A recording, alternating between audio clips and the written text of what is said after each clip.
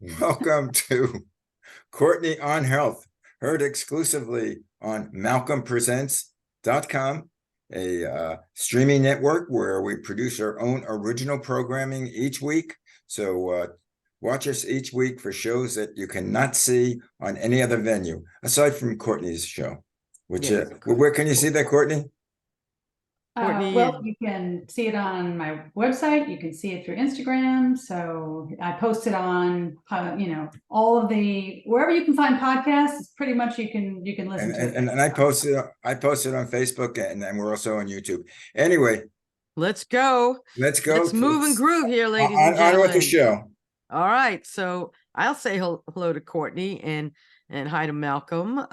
Welcome to Courtney on Health, a Zoomcast podcast series which focuses on one's overall well-being with tips and trips, because Courtney was just on a trip, on nutrition and exercise given by Courtney Grevenese, registered dietitian and exercise physiologist. She is an experienced nutritional and health consultant in the New York metro area and beyond, including other countries and lands. She'll maybe touch on a little bit, and she will help guide you on a path to wellness and health. Yeah. So when Courtney told me what we're gonna kind of discuss today, I always look sometimes for a little levity in things.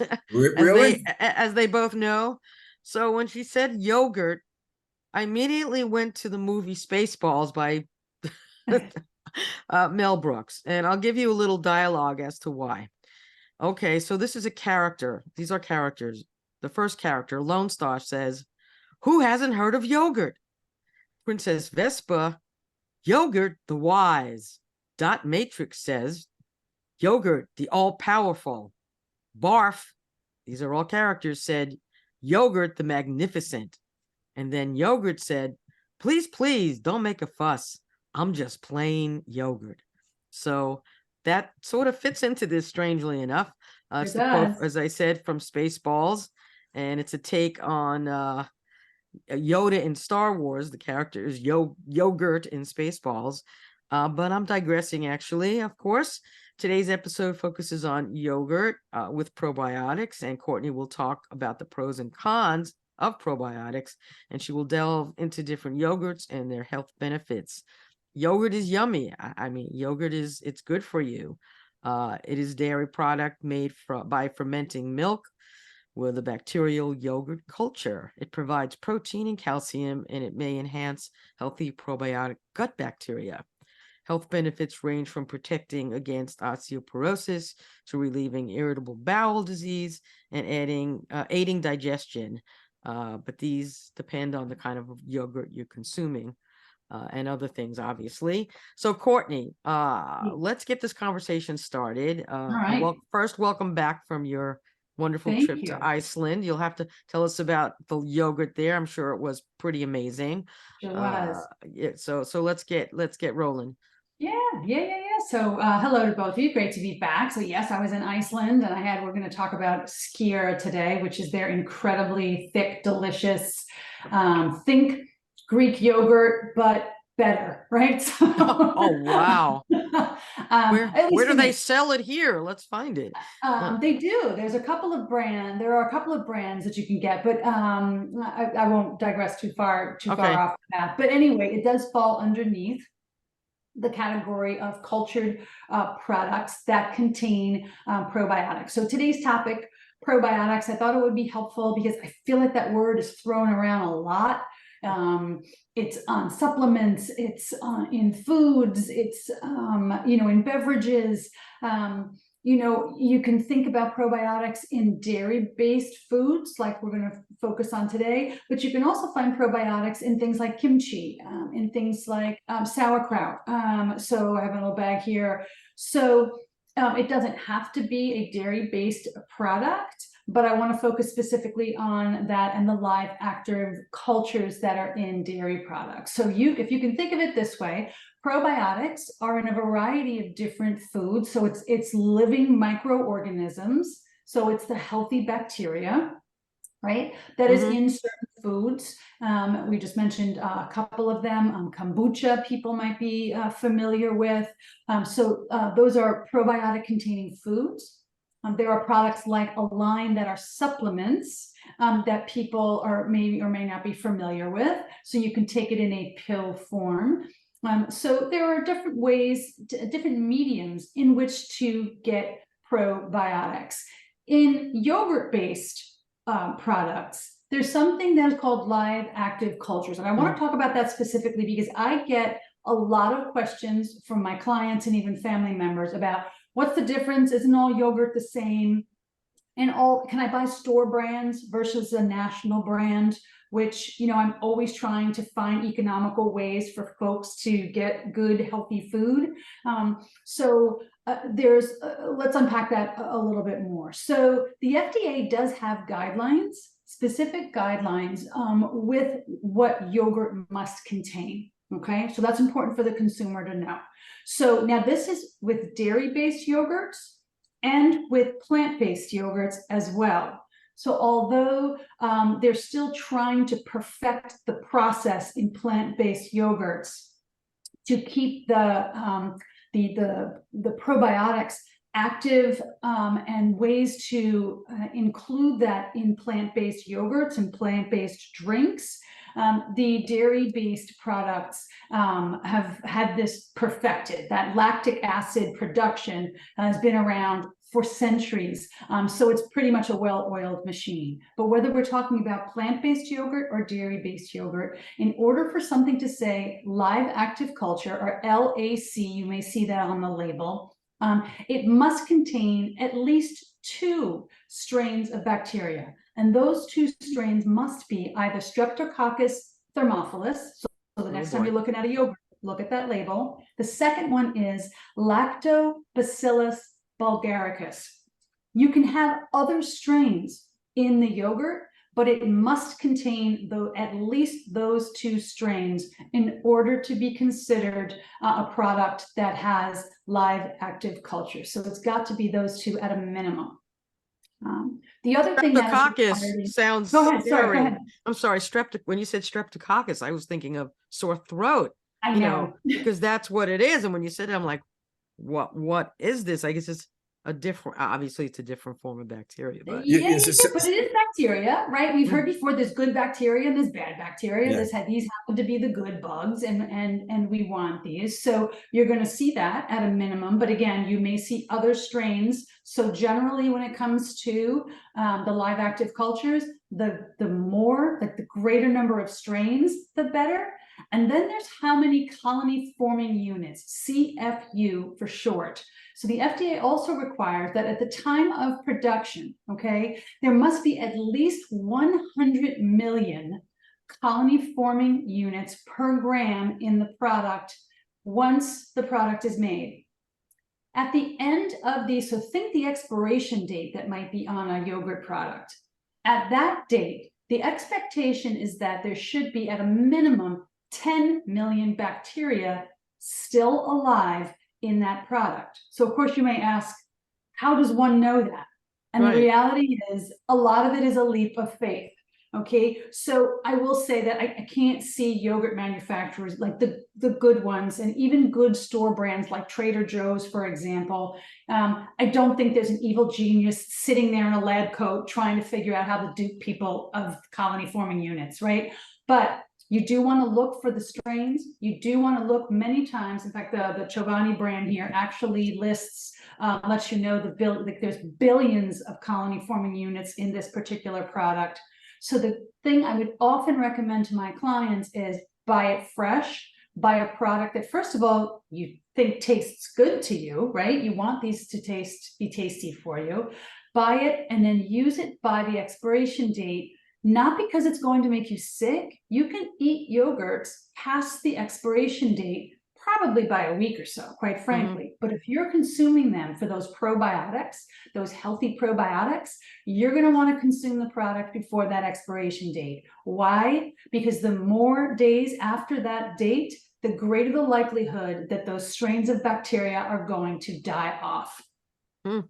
Wow. So Who'd have thunk? Keeping that in mind when you're choosing your product. Again, not going to make you sick. It's not a foodborne illness issue. It's if you're choosing them for those, the live active cultures, you got to consume it before that date. Yeah, I have a Wow. question because you mentioned, probiotics. Is there the opposite of that would be antibiotic? Right. So that's antibiotic, right? So think about medications. And part of the reason why we're having such an issue is our antibiotic resistance. But I don't know if this is what you're alluding to, but there is another term that's becoming more frequent. We hear it more frequently, is something called prebiotics. So prebiotics, if you think of this, it is it's the food, the non-digestible food components that the probiotics need to eat in order for those living things to continue to live. Right? In your gut, they need some chow also. So think about things that are high fiber. Remember, it's that non-digestible food component. So fibrous foods, the skins on seeds and beans and nuts, any vegetable or fruit that's got some decent fiber to it. So these are the kinds of things that these probiotics like to chomp down on in order to multiply. And that's what you're looking for. You're looking for the greatest number in order to confer some of these health benefits that we typically hear about. Well, how about, when you're trying to introduce this to your kids and the plain yogurts and the Greek yogurts are very sour. And so the ones that the kids start eating are the ones you suck through a tube or the ones that have sugar. I mean, how do you differentiate that and get the kiddos to eat the healthier version? Sure. So there is limited. What we do know is that the more heat treated and the more stuff done to the yogurt is going to affect how much live active cultures are going to survive. So if you're looking at a product and there's a hole in the ingredient list and you see a whole bunch of ingredients in there, like fillers and starches, and maybe artificial colors or flavoring, all of that is in all likelihood going to affect how robust the cultures are going to be. So I would first say, look at the ingredient list there. So for many folks, choosing a non-brand name, so I'm bringing up Trader Joe's, but it can be any brand you like.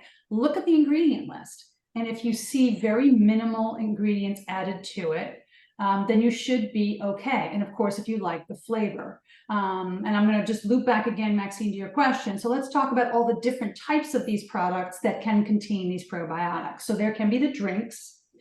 So like the smoothies, and they're fine. You just want to watch and this is for everybody, not just kiddos. You're going to watch how much added sugar there is in there. Choose one that has the least amount of added sugars in grams as possible. Remember, keep in mind that the bacteria like to eat, and they will like to eat on sugars. So it's not necessarily going to affect the probiotics, but we don't want to have a product that's got too much sugar in it. But there's so much good going on in a lot of those shakes. And if your kiddo likes that, I would say, choose that and then try and peel away added sugar from something else that they might be eating that doesn't have as many health benefits to it. So there's the shakes, like a smoothie. There's kefir, which happens to have the greatest number of probiotics in it because there's a lot of different strains added. And if you've ever had kefir, have either one of you had it? Me. Right. So when you open that bottle, I like it. It pops. It pops. There's a whole lot there. It keeps multiplying in there because it keeps feeding off of like that lactic acid buildup in there. So that's what you're looking for. In fact, even on something like this sauerkraut that I have here, it's actually kind of cute. There's actually a little air vent on the back. This is sauerkraut. This is the Cleveland brand, which by the way, I love. I have that. I love it. Does that go well with hot dogs and mustard? Yes. So you need that bubble, that fermentation that is actually a good thing. I know it might seem like it's gone bad, but that's actually not the case. So you have your shakes, your smoothies, you have kefir, you have standard non-Greek yogurt, which is totally fine. Some people actually prefer a thinner consistency. and that's fine too. So think like Stonyfield and general brands like that. Then there's your Greek yogurt, which is strained yogurt. I think it's considered one of the best product or better products simply because everything is concentrated down. Protein is higher, calcium is higher. So, but some people don't like that thick consistency. So that's okay, but that's what the Greek is. And then at the last category would be, and I had a lot of this when I was in Iceland and I found it delicious, but I love yogurt to begin with, is skyr. So take Greek yogurt and really thicken it up even more. It has a slightly more sour flavor to it. It's fantastic. Would they serve it with there? I mean, how did you have? It's What were they typically giving it to you? available like breakfast. It's at every breakfast, which is great. Okay. Sometimes it's a swap for what we might use for sour cream. So anything like that as like a condiment, I would almost say. So those are your different types. So for a kiddo, I would always, when I'm working with parents, I always say, start with plain first and see if your baby tolerates that. If they like it, don't change course of that ship. Keep going ahead. But if they don't, then you can sort of go with maybe something like this happens to be Chobani's less sugar. It's regular sugar, but it's just less, it's only slightly sweet. Then go to that, see if they tolerate that. So don't start with your sweetest product. You got nowhere to go if you're starting with the sweetest product. Well, I have yogurt for breakfast a lot. And what I do is I slice a banana in it, or put blueberries in it, or strawberries. So does that lessen the effectiveness of it, or because No, I not know at all. it's a great taste.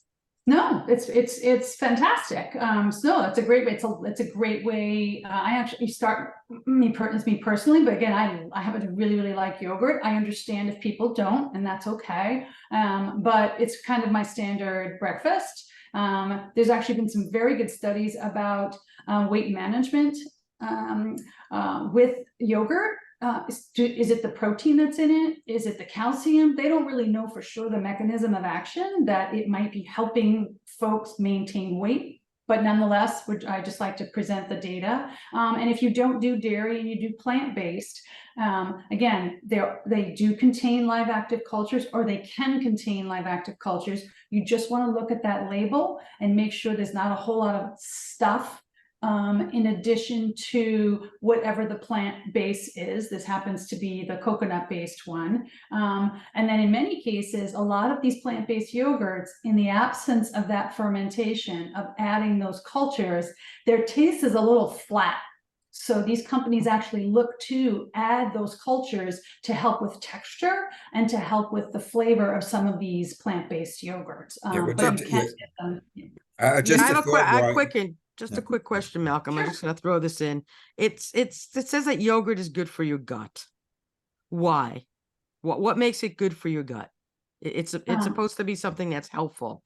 And is it because of all the probiotics? I mean, what is it leaning towards? Is that like the main thing? Right. So if you keep in mind your immune system, everybody thinks about, other things first, but your immunity is anchored in things like your gut health. So anything that's going to improve that gut health. So the greater amount of good bacteria, so your army of good bacteria, you want higher, okay, to knock out or fight off the bad bacteria that's going to be inevitably introduced into your gut. It's always going to be in there. It ends up being the battle of the good versus the evil, right? Isn't that just, it's a metaphor for life, I feel like. Sure. So that is no different inside your gut.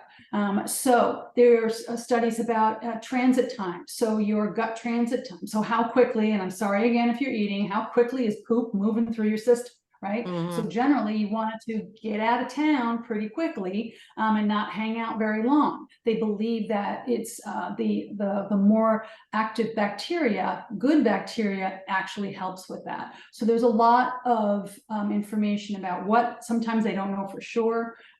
But for a lot of people, it can be very beneficial. There are some populations of people that should not have probiotics.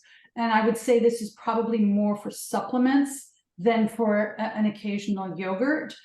So individuals who are just recovering from surgery, anybody who's severely immunocompromised. So if you think about it, you are introducing a bacteria, and on those individuals where immunosuppression is an issue, you may be putting them at greater risk for some other type of infection. So I would say, again, it's more of an issue with the supplements in those individuals.